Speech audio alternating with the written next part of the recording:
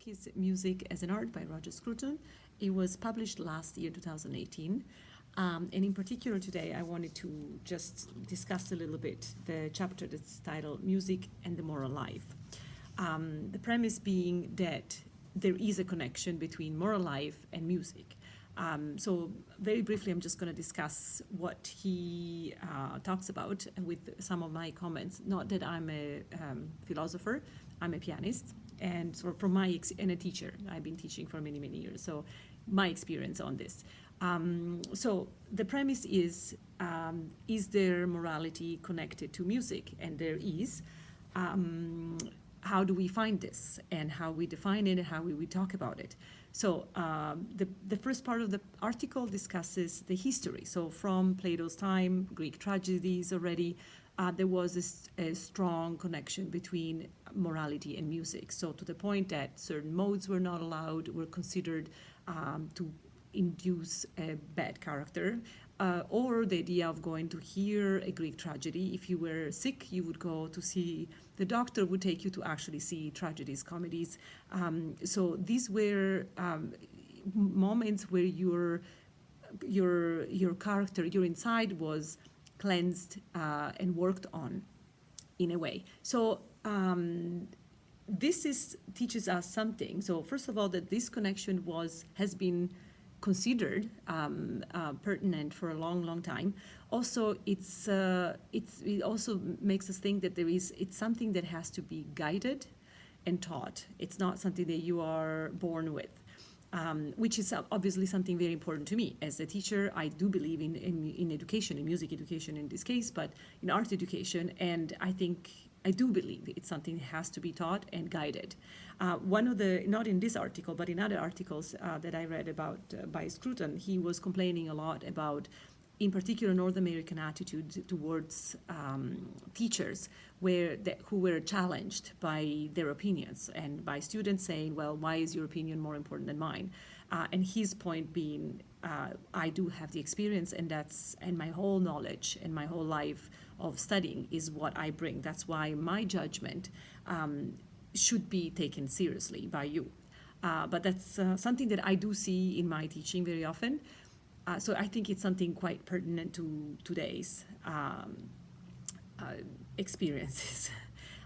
What he advocates a lot is towards this judging, being able to make an informative judgment and achieve what he calls a rational autonomy. I believe what he means by this is that you are able to independently eventually make a rational decision, and in particular, a judgment. You have to be able to make a judgment. You need to judge what's given to you. In particular, today, where we are bombarded by information, by consumerism, by this, be smarter, be blonder, be whatever it is, you need to make an informative decision, and you need to be critical about the information that's given to you.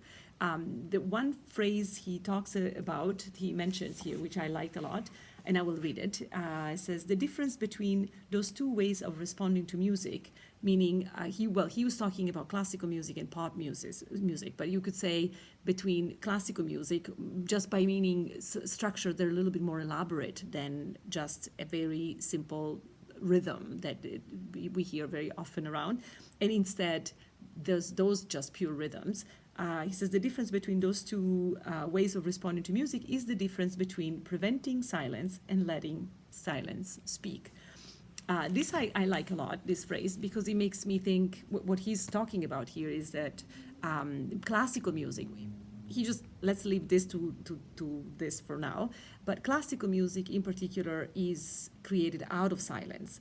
So the silence is the first building blocks from which music is taken, while instead a lot of the pop music, let's call it pop music just for simplicity of reasoning, is a fear of silence. And so every moment silent is filled in by sounds. And so in a way, it reminds me a little bit of Michelangelo idea of being a substructive sculptor, meaning he had this idea of the marble, and he had the figure inside, and he had to take it out. So this negative space is very much what we do as a performer. Also, you start from silence and you make these sounds, you carve them out, you hear them in your head first, very much like the sculpturing of Michelangelo. So I do respond to this kind of images because that actually felt very, very true to me. Then he has a whole big section about the fact that how do we talk about morality? How do we talk about what the moral is or an emotion is in a piece of music? So we use moral terms. We use a language that is figurative. We use emotional descriptions. We say this piece is noble, this piece is sad, this piece has grief. We talk about characters. So we refer to music in terms that are normally used for our own emotions, but this is how we communicate.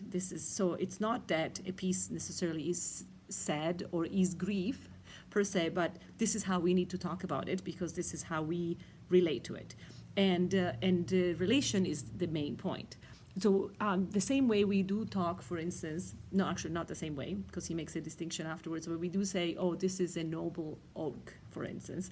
There is no nobility in the oak per se, or a noble appearance of a person. We don't know if the person is actually noble, whatever that means. But it's something that you use to refer to an emotion that this thing creates in you. And then he says, well, but the noble oak, the nobility of this oak doesn't rub off on people. And that makes a huge distinction about this. On this, I had a little bit of an issue in terms of, I'm not sure if things really don't have an influence on your state, meaning, I'm just thinking, if you go architecturally, if you have a city that it's really beautifully with green spaces or something, I do think that they do rub off onto the people's emotions, but that's maybe not what he was discussing. So I'm not too sure about that. But the rubbing off is something that he will come back at the end. Now, we do need this terminology, and we do need to talk about it, and we do definitely use it while we're teaching. So when we're teaching, even to ourselves, so when we're learning a new piece, you're looking for a character in the music. You're looking for exactly this grief, or what kind of grief, or nobility, because this is how we communicate. This is just how we, this is the appearance that we need to use. Now, the music appears like this, and we seem to see the appearance, or hear the appearance of grief, of nobility, of sadness, or whatever it is. But music, like a person, you can meet the person and find out. Music, you really can't. There is only the appearance. And so here he has the beautiful quotation by T.S. Eliot, where this says, you are the music while the music lasts. The idea, this the usual idea of if you are not listening, if it's not something in you receiving this information, then the music is actually not happening. A little bit like the saying of if a tree falls in a forest and there is nobody to hear it, does it make a noise? Or I was actually reading, there is apparently Einstein and Bohr had a conversation, and he was saying, well, if nobody's there to see the moon, does it actually exist there? And Bohr's answer was, well, you cannot prove you cannot prove it. So anyways, this is to say music has only the appearance, this appearance to talk to us. So that's why we do use this terminology, and that's what we need to use. Then Scruton makes a huge discussion between what it is a resemblance in music, so this resembles something and this expresses something. Obviously, resemblance meaning could be something that imitates, but I'm not going to go into the discussion. He's also against figurative music. So music is about music and is not about something else. Otherwise, you use something else. But that's not his point. The idea is, or even if you look like, and he makes the example of Elvis. So if you look like Elvis, but you don't sound like him, you don't look like him, you don't sound like him, then it's useless. So if there is no use for this resemblance, then there's no point even in talking about it. So you can use resemblance to talking about music. So this sounds painful, or this sounds noble character because, and then you discuss it. If this has a use, then it expresses something that it's useful. Otherwise, he says that there is no use for this. And again, he uses this as, well, if this resemblance expresses something, meaning rubs off onto the listener, and he uses this term again. Now, so you listen to some music, you find a character, let's say you are teaching this, or you're listening, as a critic too, because those are as a performer or as a critic or as a teacher, you make up a story. So then he has a test to see if the story is useful. He needs to instruct either performance or a reception. So, and it has to be anchored in the score, meaning note by note. You have to be able to follow this story or these emotions or these characters through the music. And it has to change the experience of the listener, the one or the performer. Something that you had before, it has to be changed. By changing this experience you have of this piece of music, you basically relate to this character, being moral or just a virtue or a vice, or it could be anything. And then he discusses sympathy. Sympathy, I think, in the Greek term of sympathos. So you're suffering, you're feeling with this character.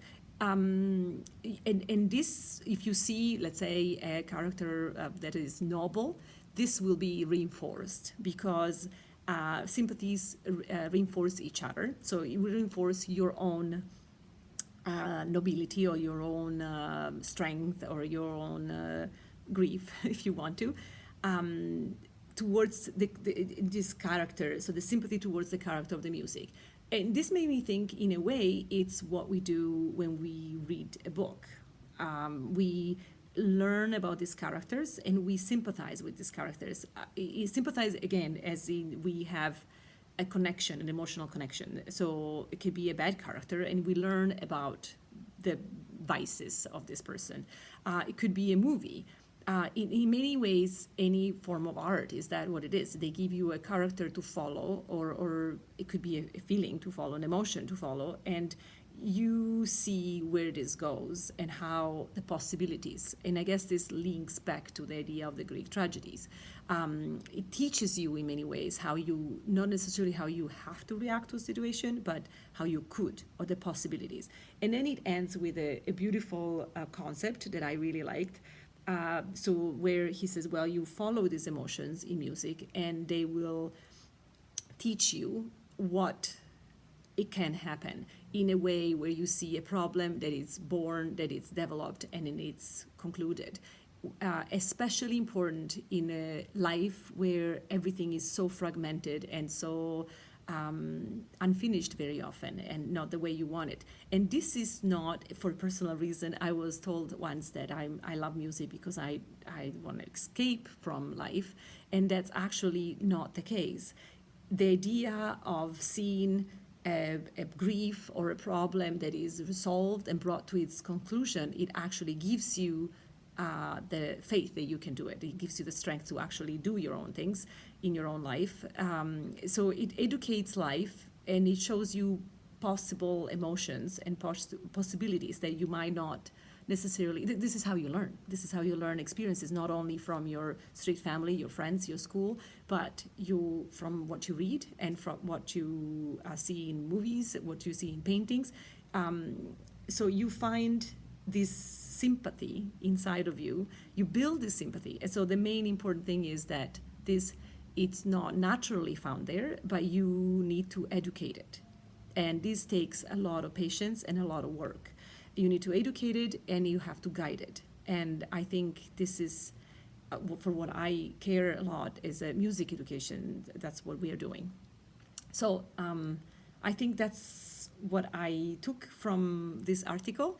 And I have to say I've been practicing for the next upcoming concert with this idea. Sometimes I'm looking at a piece and I'm trying to be very rational about this in a Scruton way, looking for what emotions am I following? Do I want to evocate, and do I want to inspire, and do I want to guide people through? So we'll see how that goes. Thank you for listening.